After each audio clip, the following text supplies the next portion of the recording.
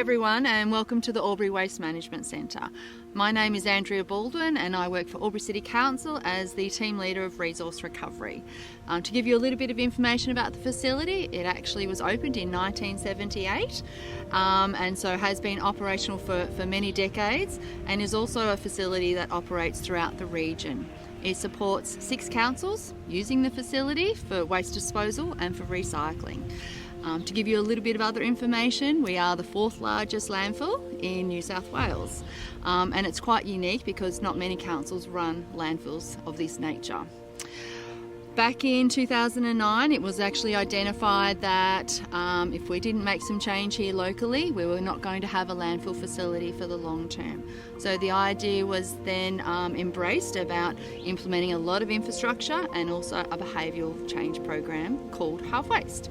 You may have heard of Halve Waste. Halve Waste is quite a significant program where we aim to change the behaviour and teach our community and the broader region on how to recycle and use their waste more effectively. If we didn't go down the path of implementing all of this infrastructure and also implementing a behaviour change program, you will find that the landfill facility will be closed and we'll be needing to transport off-site many hours away to take the material to other facilities. By doing all this infrastructure and education, we now have a lifespan of this facility for 30-40 years, which is a fantastic outcome with all the investment that has occurred at this site.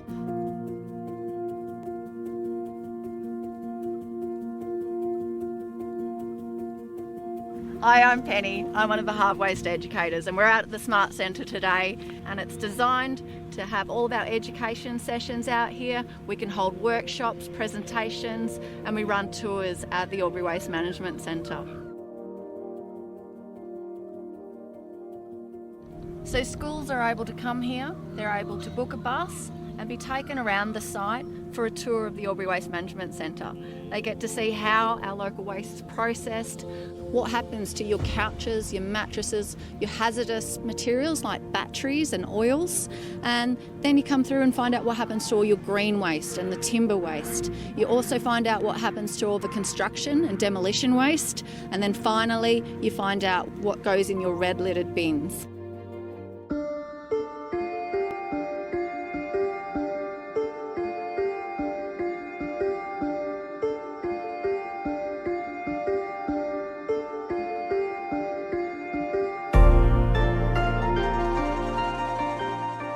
The Albury Recycle Centre was opened in 2016 and greatly expanded our ability to divert more from landfill and recycle as much as possible.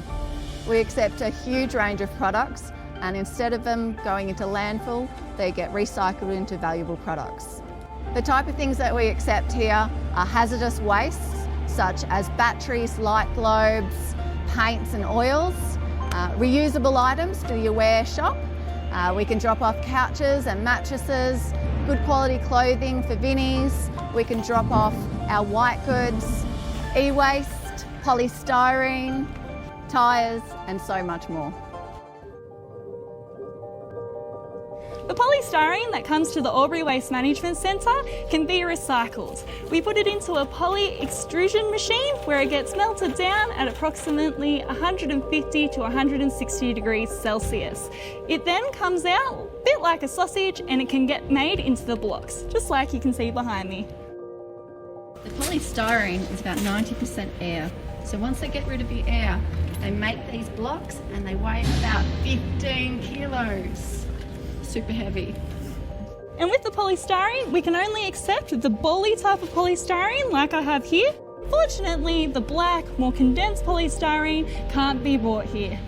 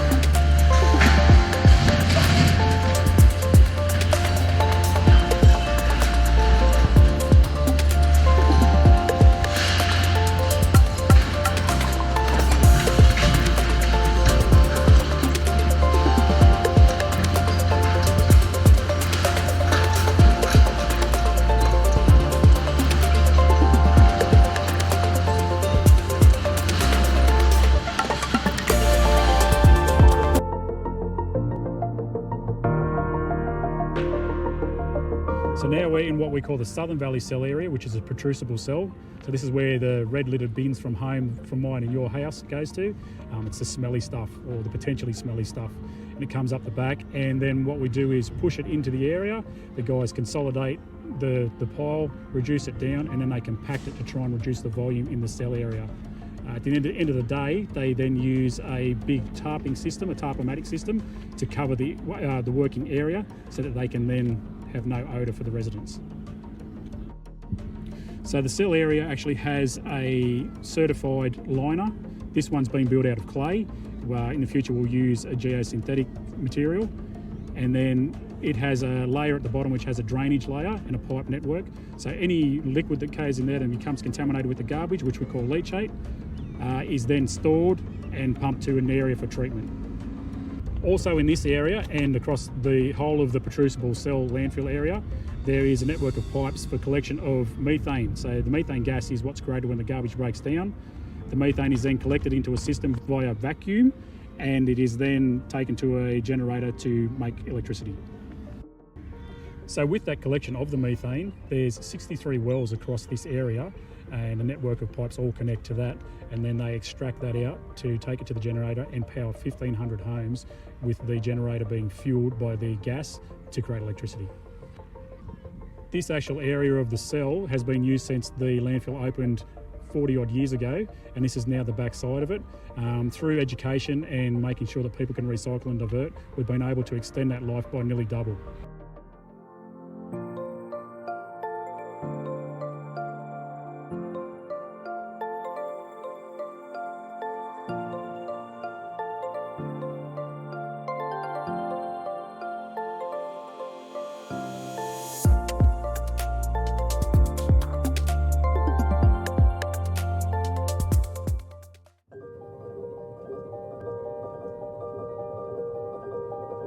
The solar farm that you can see behind us is a national first, in that it's the first solar farm to be put on a capped landfill.